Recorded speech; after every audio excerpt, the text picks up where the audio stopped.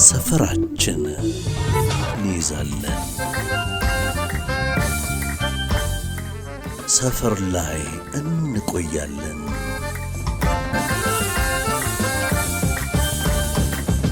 ሰፈራችን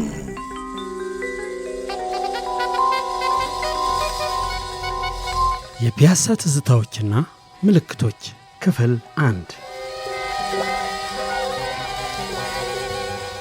ፒያሳ የአዲስ አበባ የልብ ትርታ ብቻ ሳትሆን የከተማዋ ታሪክ፣ የስልጣኔና የዘመናዊነት መጀመሪያ ነች። በንጉሠ ነገሥት ዳግማዊ ምኒልክ ዘመነ መንግሥት አዲስ አበባ መዲና ሆና ስትቆረቆር ፒያሳ የንግድና የዲፕሎማሲ ማዕከል ሆና እንድታገለግል የታሰበች ቀዳሚ ስፍራ ነበረች።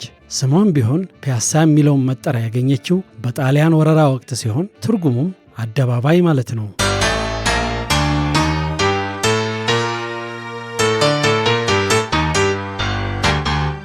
ይሁን እንጂ ከዚያ ቀደም ብሎም አካባቢው በአገሬው ዘንድ አራዳ ተብሎ ይጠራ ነበር። አራዳ ማለት ደግሞ የንግድ የእንቅስቃሴና የከተሜነት መገለጫ በመሆኑ ፒያሳ ገና ከጥንቱ የከተማዋ የንግድ ማዕከል ሆና ነበር የተቆረቆረችው። አጠር አድርጎ አዳም ረታ አንድ ቆንጆ አሁን ቃል በቃል ልገልጸው አልችልም፣ ግን አንድ በጣም በሚገርም ሁኔታ ያለው ነገር አለ። ፒያሳ ማለት ጣሊያን ጀምሯት ከዛ በኋላ አንድ ቦታ ስትቦደስ ከዛ ኔቲቭ የሆነ አገር በቀል የሆነ ቆዳ እየተጣፈባት ምን ያለች ዘናጭ ግን ጊዜ ሄደባት ክላሲክ ጫማ ነች ነገር ይላል። በትክክል የዘመናዊት ኢትዮጵያ ጽንስ የተሰራባት ሞዴል ሰፈር ነች። ሴንተርም ነው። መጀመሪያም ከተማዋም ስትሰራ ጽንሱ የተጸነሰበት ሰፈር 5 ሰፈሮች አሉ ይታወቃል። ጣሊያን ሰፈር፣ ገዳም ሰፈር፣ ውቤ በረሃ፣ ዶሮ ማነቂያና ሰራተኛ ሰፈር እና ሁሉም የየራሳቸው ታሪክ አላቸው። ከቤተ መንግስቱም ቅርብ ናቸው፣ ለመሳፍንቱም ለባላባቱም ቅርብ ናቸው። አት ዘ ሴም ታይም ለባለሟሎች ቅርብ ነው። አሁን ፒያሳ ልዩ የሚያደርጋት ሂስትሪውን ስታይ ለባለሟሎቹም ቅርብ ነበሩ። ከተማዋን አይተ ከሆነ የነበሩት ባላባቶች መጀመሪያ ከተማዋ ስትሰራ የራሳቸውን ርስት ስለሚፈልጉ ራቅ ያለ ቦታ ነበር መሬታቸውን የሚይዙት። ግን የመንግስትና ባለሟሎች ተራው ህዝብ ግን ከቤተ መንግስቱ በቅርበት ነው ይኖር የነበረው። ስለዚህ መሀል ሰፋሪውን ብትለው፣ ወታደሩን ብትለው፣ የቤተ መንግስት አገልጋዩን ብትለው በቅርብ ይኖርበት የነበረ አት ዘ ሴም ታይም የውጭ ደጅ ጠንተው የመኖሪያ ፍቃድ የተሰጣቸውም የውጭ ሀገር ዜጎች የሚኖሩበት የነበረው ሰፈር ፒያሳ ነው። ያኔ አራዳ ይባል ነበር። ነው ለአራዳ ልጅ ባለበረ ሞቱ ሁሉ ደግነቱ ከቸርነቱ ደዋዛ ቀረበ ዋሰንቱ የፒያሳ መሰራረት ከከተማዋ ስትራቴጂካዊ እድገት ጋር በጥብቅ የተቆራኘ ነው። አጼ ምኒልክ ቤተ መንግስታቸውን እንጦጦ ላይ ከመሰረቱ በኋላ ወደ ታችኛው ሜዳማ ስፍራ ሲወርዱ ፒያሳ ለመንግስት መስሪያ ቤቶችና ለውጭ ሀገር ዜጎች መኖሪያነት የተመረጠች የመጀመሪያዋ ሰፈር ሆነች። በጊዜው የነበሩት የግሪክ የአርመንና የህንድ ነጋዴዎች በፈጠሩት የንግድ እንቅስቃሴ አማካኝነት ፒያሳ የአዲስ አበባን የሥነ ሕንፃ ገጽታ የቀየሩ ውብ ሕንፃዎች መፈልፈያ ሆነች። ከጭቃና ከእንጨት ቤት ወደ ድንጋይና ኖራ የተሸጋገረችው ፒያሳ በታሪክ አጋጣሚዎች ሁሉ የኢትዮጵያ የከተማ ሕይወት ተርጓሜ ሲሰጥባት ኖራለች።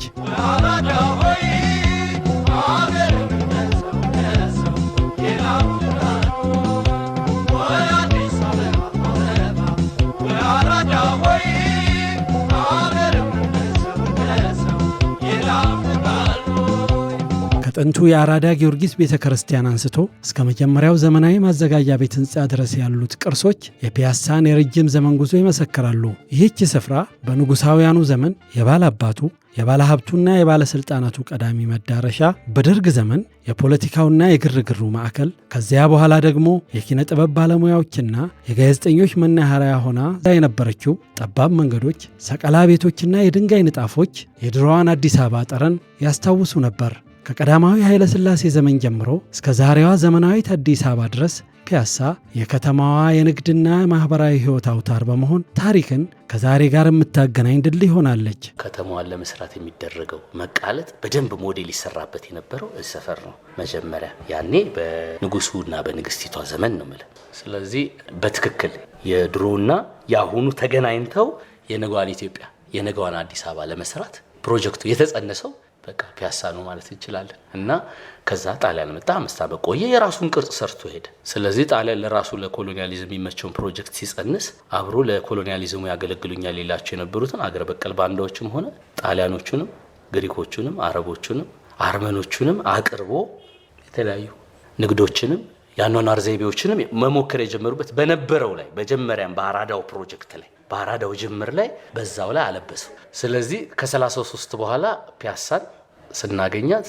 የውጭውና የአገር ቤቱ የድሮና የአሁኑ ተቀላቅለው የነገዋን ኢትዮጵያ መስሪያ ጽንስ ነበርና ዳይናሚክ ሰው በጣም ተቀላቅሎ የሚኖርበት የተለያዩ ኤፈርቶችን የተለያዩ አቅሙ የተለያዩ ማንነቱን ይዞ መጥቶ አቃልጦ በፊውዥን የሆነ ልዩ ማንነት ፈጥሩበት የሰራት ሰፈር ነች ማለት ይችላል።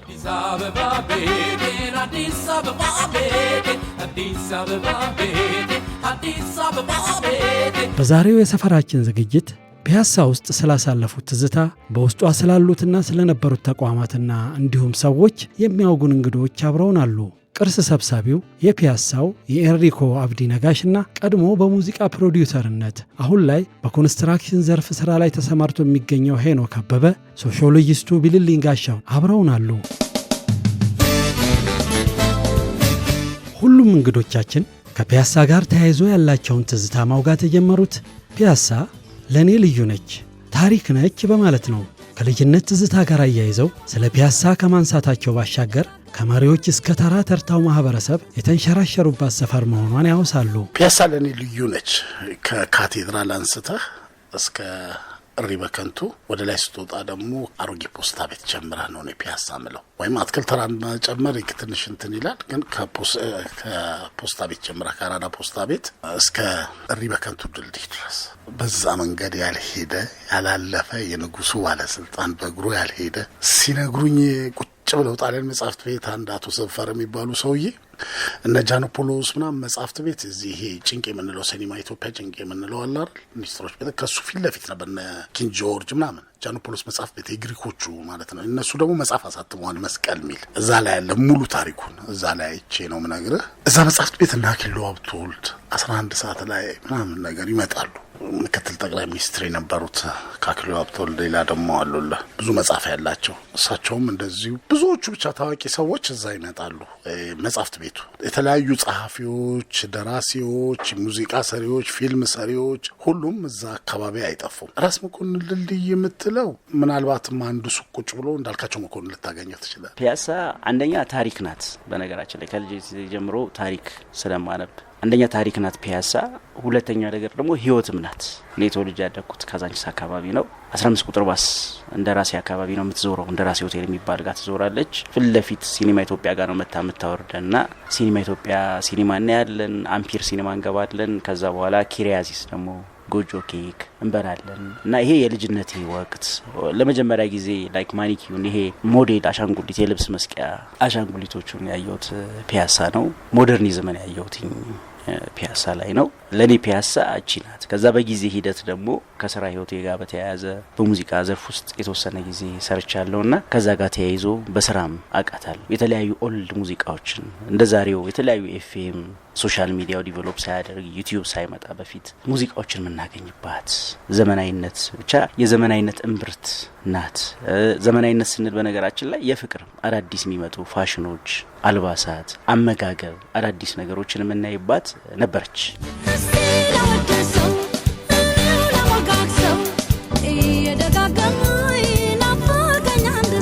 ፒያሳን ፒያሳ ያሰኟት የአዲስ አበባ ነዋሪዎች ያልሆኑ ሰዎች ጭምር የሚያውቋቸው ልዩ መለያዎች ወይም ላንድ ማርክስ በርካታ ናቸው።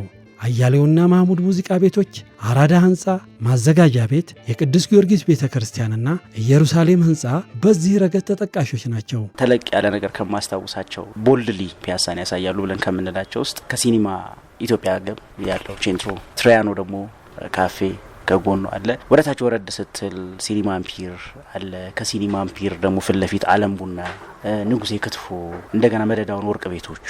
ከዛ ወደ ላይ ደግሞ ዳገቱን ስትወጣ በጉርሻ የምትጠግብበት ከሰዎች ጋር በፍቅር የምትገናኝበት ብዙ የቀደሙ የኢትዮጵያ አርቲስቶች በዛ በወቅቱም አክቲቭ የነበሩ በሙዚቃው ዘርፍ በድርሰት በተለያዩ የስነ ጥበብ ዙሪያዎች ጋር ዶሮ ማነቂያ ጋር ፍቅር አንቋቸው የምታገኝበት የበሉ ከደረስክ ባታቃቸው እውነት ለመናገር ይሄ እውነት የምነግርህ ነገር ነው ማለት ከሌና አቋዋለሁ ከሌና አላቀውም አትልም። ዶሮ ማነቂያ ያሉ ምግብ ቤቶች ውስጥ ገብተህ በምትበላበት ሰዓት እስከ ሌሊት 6 ሰዓት ድረስ ድሎት የነበረበት አካባቢ ያንን እዛ ጋር ታገኛለህ። በፊት ለፊት ደግሞ ስትመጣ መኮንን ባቅላባ አለ። አያሌው ሙዚቃ ቤት ራሱ ላንድ ማርክ ነው። ከሙዚቃ ቤትነት ያው የሙዚቃ ኢንዱስትሪው የተዳከመ ሲሄድ በቃ በጊዜ ሂደት አይደል የተዳከመ ሄደው ያ ወደ ፍሩት ቤትና አትክልት ቤትነት ተቀየረ። የራሱ ላንድ ማርክ አለ። ወደ ላይ ከፍ ስንል ከፒያሳ ትንሽ ወደ ላይ ኑዌራና ቤተልሔም ትምህርት ቤት አለ። አራዳ ጊዮርጊስ ራሱ የራሱ ላንድ ማርክ ነው። ትልቅ ላንድ ማርክ ነው። የአጼ ሚኒሊክ ሐውልት የራሱ ላንድ ማርክ ነው። ማዘጋጃ ቤቱ የራሱ ከለርፉል የነበረ ነው። ሌላው የኢየሩሳሌም ህንጻ የሚባለው በአሰራር ጥበቡ በነገራችን ላይ እኔ ከሙዚቃ ጎን ለጎን ከሰራሁበት ጊዜ ውጪ ደግሞ በዋና የሙሉ ጊዜ ሙያዬ ምህንድስና ነው። የሲቪል ምህንድስና ነው ግንባታና በጣም ተደጋጋሚ መጥቼ ካየኋቸው አራዳ ህንጻ የኢትዮጵያ የንግድ ቢሮ የነበረበት ህንጻና የኢየሩሳሌም መታሰቢያ ህንጻ መጥቼ ከምጎበኛቸው ያገነባብ ጥራታቸው ከሚያስገርሙኝ ህንጻዎች ውስጥ እነኚህ ሁለቱ ናቸው። እና በተለይ ትልቅ ትምህርት ይሰጥ የነበረው የአራዳ ገበያ የነበረበት የንግድና ኢንዱስትሪ ያለበት ይሄ ላንድስኬፑ በማዘጋጃ ቤቱ ያለው የመሬት አቀማመጥና በመሐሙድ ሙዚቃ ቤት በኩል ደግሞ ያለው የመሬት አቀማመጥ ልዩነቱን ጠብቆ በደረጃ አገናኝቶት አንተም ታቋለው ያስባለሁ። ያንን ነገር የተሰራው ጥበብ ብዙ ጊዜ መጥቼ ጎበኛሉ። ሌላው ትልቁ ላንድ ማርክ ካስቴሊ ሬስቶራንት ትልቅ ላንድ ማርክ ነበር። የነበሩት ቡቲኮች አብዛኛው 90ዎች ውስጥ አብዛኛው ሙሽራ በፒያሳ ሱፍ ነው የተዳረው ያስባለሁ በነገራችን ላይና ከቼንትሮ አጠገብ ደግሞ አንድ በጣም ፌመስ ሸሚዝ ቤት ነበረች። አያሌው ጋር እንገናኝ ይባላል። አያሌው ደግሞ ራሱ የአራዶች ሰብሳቢ ነው እዛ ጋር። ከሱ በፊት ግን ሚውች የሚሉት የመኪና መለዋወጫ ሚሸጣለ እሱ። ከዛ ቀጥረ ተሻግረ ነው መኮንን ባቅላባ ቤት። መኮንን ባቅላባ ቤት በቃ ልዩ ነው። 2 ስዕሎች አሉ ሙዳቸው ስዕሎች በዚህና በዛ በኩል በጣም ቆንጆ ስዕሎች ናቸው። ህዝብ በወረፋ የሚበላበት ነው ባቅላባ ቤቱ። ይልቅ ከሱ ይልቅ ቀጥሎ ያለው የመሐመድ ጋራዥ ይከይፈኝ ነበረ። ሰውየውም ውስጡ የሚገቡ የተለያዩ ግሬስ ያላቸው መኪናዎች ነበሩ። መሐመድ የሚሉት ጋራዥ ነው ውስጡ ወደ ግቢ ውስጥ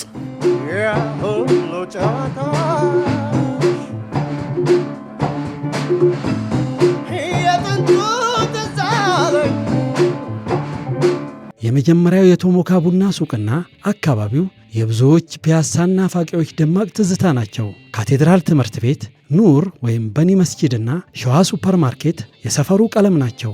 በአካባቢው ነዋሪ የነበሩ የህንድና የመን ተወላጅ የአካባቢው ነዋሪዎችም አብረው ይታወሳሉ። ቸርቸር ዳገቱን ጨርሰ መስቀለኛው ጋር ስትመጣ በስተቀኝህ በኩል ወደ ኤንሪኮ ይወስዳል። በስተግራህ በኩል ደግሞ ወደ መርካቶ በሚወስድ መንገድ ካቴድራልና የመጀመሪያው ቶሞካ የሚገኝበት መንገድ ጋር ነው የሚወስደ። እዛ ጋር በጣም ደስ የሚለው የተለየ ከለር አንተም ካስተዋልከው የተለያዩ የቤት እቃዎች የፍሪጅ የቲቪ መሸጫ እንደዚህ ምናምን ሱቆች አሉ። ግን ከነሱ ቀድሞ መጀመሪያ ወደ ዘገባ ብለህ እንትን በምትልበት ሰዓት ዝም ብሎ በመዓዛው የሚጣራ ቶሞካ ነው። የቶሞካ ቡና ባጠገቡ ጋር ስታልፍ ቦታው ራሱ ብትረሳው መድረስን እዛ ጋር ቶሞካ መድረስን የሚነግርህ የሆነ የራሱ የቡናው አሮማ ጠራሃል። ቡናው ቶሞካ ፍለፊቱ ረጅም ጊዜ ሴቶች ትምህርት ቤት አይደል ካቴድራል የሚሽን ትምህርት ቤት ካቴድራል ትምህርት ቤቱ ይገኛል። ከሱ አለፍ ብለህ ደግሞ በጣም ስመጥሩ የኢትዮጵያ አዲስ አበባ ውስጥ ካሉ ትልቅ መስጊድ የበኒ መስጊድ እዛ ጋር አለ። ሁሉ ጊዜ የራሱ አርብ በነገራችን ላይ የራሱ ቫይብ ይፈጥራል። የጁማ ቀን ላይ ፒያሳን የራሷ ድምቀት ከሸዋ ሱፐርማርኬት መለስ ብለህ ወደ መርካቶ በሚወስድ አደባባይ ይዞ የራሱ ከለር የራሱ ኢንተራክሽን ውበት የሚሰጠው አንዱ የፒያሳ ስፍራ ይህ አካባቢ ነው። ሸዋ ሱፐርማርኬት ጋር በወቅቱ ሸዋ ሱፐርማርኬት በተከፈተበት ሰዓት አብዛኛው እንደዚህ ሃይፐር ሞሎች የተገነቡበት ወቅት አልነበረምና በቁጥር የነበሩ ሱፐርማርኬቶች ናቸውና ሸዋ በወቅቱ ጥናዎች ውስጥ በነበረው ጊዜ የራሱ ያለ አካባቢው ትልቅ የራሱ ድምቀት የሰጠ ሱፐርማርኬት ነው። ቀደምት ከምንላቸው ሱፐርማርኬቶች እኔ ማውቀው ቶሞካ አቶ ዘውዱን ነው። አቶ ዘውዱ ሊባኖስ ቤሩት ከተማሩ የህግ ተማሪዎች አንዱ ናቸው። ንጉሱ በዛ ጊዜ ቤሩት ይልኩ ነበር ለትምህርት ፈረንሳይ ምናምን እንደሚልኩት እዛም ይልኩ ነበር። እነ ሌኒ መኩሪያ ጋዜጠኛ ምናምን ሲያጠኑ ሌሎቹ ደግሞ ህግ ያጠኑ አሉ። እነ ካሳያዴቲ ምናምን እንደዚህ ህግ ሄደው ያጠኑ። አቶ ዘውዱን ከዛ ውስጥ ናቸው ይመስለኛል። እና አቶ ዘውዱ ኢትዮጵያ እንደመጡ 1956 አይደለም ከዛ በኋላ ነው። ወደ በኋላ ላይ ቶሞካን ከሆነ ሰው ይገዙትና ቶሞካን ይከፍታሉ ከነ መሳሪያው ማለት ነው። እና ምርጥ ምርጥ ቡና ነው። የኢትዮጵያ ትላልቅ ሀብታሞች መሰብሰቢያ ነው። ውባየሁ በኋላ ላይ ነው። ሞካ ሀረር ታች ያለው የመጀመሪያ የባለቤታቸው ነው። ሞካ ሀረርን እዛ ቴዎድሮስ በላይ ቅድም የህንዱ ጸጉር ሰሪው ጀርባ ነው። የቴዎድሮስ የመጀመሪያው አሁን እሸቱ ማሞ የቆመበት ህንጻ እዛ ጋር የመጀመሪያው ደስ የሚል እንደመናፈሻ ነገር ደረጃ ወጥተህ ምናምን ነው ሞካ ሀረር። እሱ ፈርሶ አሁን እዚህ 3 ፖሊስ ጣቢያ ጋር ከፍተዋል ፊት ለፊት። ሞካ ሀረር ይሳቸው የባለቤታቸው መቶ ዘውዱ ይሄኛውን ቶሞካ ወሰዱ። ቶሞካ በቃ በስም የምናውቃቸው ኢትዮጵያ ውስጥ ያለ ፕሮፌሰሩ ዶክተሩ ምናምኑ ሁሉ ያልተጠቀመበት የለም። የኔውም ፕሮፌሰር መስፍን እዛው ስፕሬሶ ቡና ያ ኃይለኛውን 3-4 ይጠጣ ነበረ። እዛ ነበረ 8 ሰዓት 9 ሰዓት ላይ አንዴ ይሄዳል፣ ጠዋት አንዴ ይሄዳል። 4 ሰዓት ላይ ሲነሳ ከዛ ቤቱ ማፍላት ጀመረ። ወደ መጨረሻ አካባቢ ቤቱ መጠጣት ጀምሮ ነበረ። ቶሞካ አሁን ያለችው ውባየሁ ልጇ ወንደሰን ጥሩ እያስተዳደሩት ነው። ብዙ ቦታ ብራንችም እየከፈቱ ነው። ውባየሁ ከትንሽ ተነስታ ትልቅ የደረሰች ስለሆነች ብዙ ነገር ግንዛቤ ያላት ጎበዝ ነች። ውዬ ነው የምንላተኛ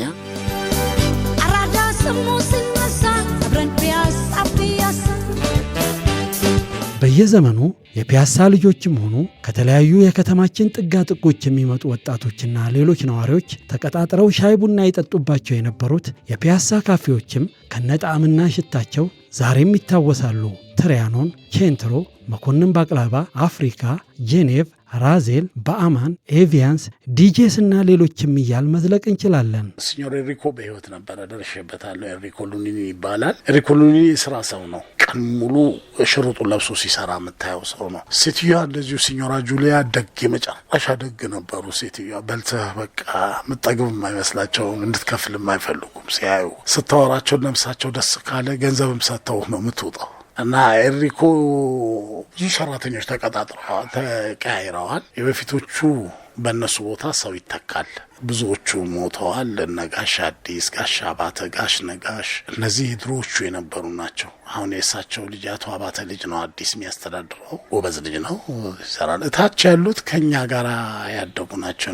እንደ ወንድም እንደ ቤተሰብ ማያቸው ናቸው። ታች አሁን ጋር የሚሰሩት ብዙዎቹ አብረን የነበርናል። ሲኞራ በጣም ደግ ሰው ነበረች። ፎቁ እነሱ ነው የሰሩት፣ ተወርሰው ነው። ሲወረስ ግን ኬክ ቤቱ ታች መጋገሪያ፣ ከላይ ደግሞ አንድ ቤት ሰጥተዋቸዋል። ያ ፎቅ ላይ የሚኖሩ ሰዎች ታዋቂ ሰዎች ኖረውበታል።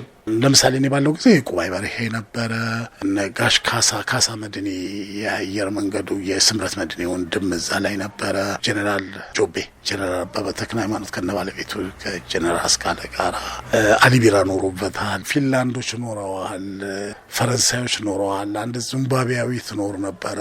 የፒያሳን ከለሮች በመቀየር ሁኔታ ከዘመናዊነት ጋር ተያይዞ አንዱ ልክ እንደ ራዜልና እንደ አማን ምናምን ካፌ ማሞካቻ ደግሞ እዛ ኤሪያ ጋራ ከብሪቲሽ ካውንስል አጠገብ ተከፍቶ በጣም ቢዩቲፉል የሆነ ነበረ። ሌላ በነገራችን ላይ ሳላነሳ ማለፍ የማልፈልገው ማንኪራ አራዳ ላይ የነበረችው ማንኪራ ቡና በጣም ከብዙ ጓደኞቼ ጋር የምንገናኝበት ቡና የምንጠጣበት የነበረ ኤሪያ ነው። እንደገና ኪያ በርገር ደግሞ የሆነ ሰዓት ድምቀት ሆኖ ነበረ እንደ አዲስ። ልክ አሁን ፒያሳ አዲስ እድገቷን ማምጣት የጀመረችባቸው አዳዲስ ካፌዎች የመጡበት ኦስሎ ረጅም ጊዜ ያየነው ነው። እንደገና ቢግ ትሪ ደግሞ ሰራተኛ ሰፈር ፊት ለፊት ያለ ሰፊ ግቢ 90ዎቹ በተለይ 90ዎቹ ስለነበር ነው። በ90ዎቹ አጋማሽ መጨረሻ አካባቢ አዳዲስ የካፌ ዘይቤዎችን ያሳዩን ኤቪያንስ የሚባል ካፌ ነበር። ሌላው ራዜል፣ እንደገና ዲጄስ ካፌ፣ እነኚህ በአማን እነኚህ ካፌዎች የራሳቸው አዳዲስ ከለሮችን ይዘውልን መጥተዋል በሰዓቱ ማለት ነው። አሁን ደግሞ ሞር ደግሞ ወደ ሌላ ጀስት የራሱ ደግሞ የሪቮሉሽን እንትን ውስጥ ነው ያለችው ብዬ አስባለሁ።